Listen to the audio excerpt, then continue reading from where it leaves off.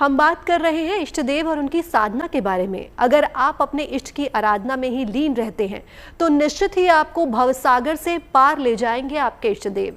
हालांकि हर इंसान के इष्ट देव अलग होते हैं, लेकिन एक देव ऐसे भी हैं जिनकी पूजा उपासना संपूर्ण संसार के लिए एक समान कल्याणकारी है। कौन है वो देव और कैसे करें उनकी उपासना, देखिए।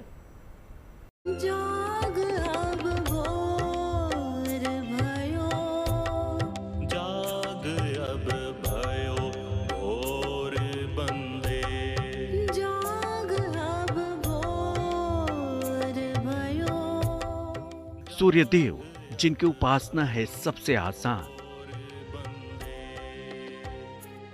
सूर्य को अर्घ देने से होता है सबका कल्याण।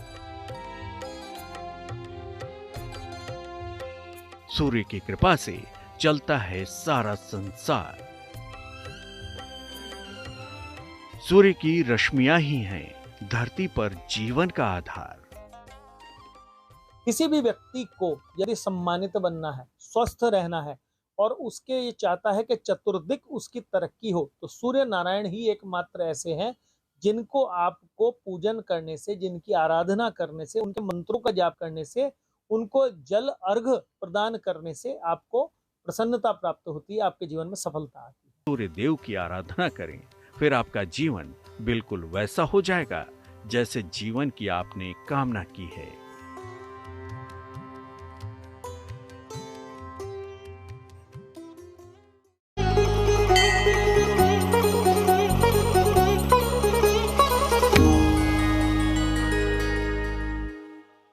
चातुर्मास का आरंभ इसी देवशयनी एकादशी से होता है।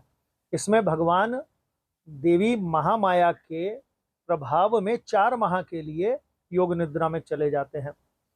ऐसी महामाया के प्रभाव से भगवान शिव इस समय इस लोक की सारी व्यवस्थाएं संभाल लेते हैं।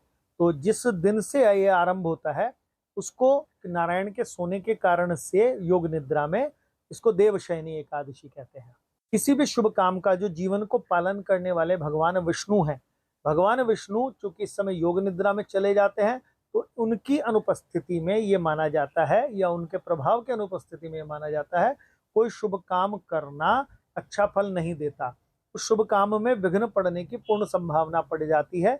और इसी चातुर्मास के अंदर चूंकि वर्षा ऋतु भी रहती है, आषाढ़ की ऋतु भीषण गर्मी और भीषण जल होने के कारण से किसी भी शुभ कामों को करना वैसे भी श्रेयस्कर नहीं रहता।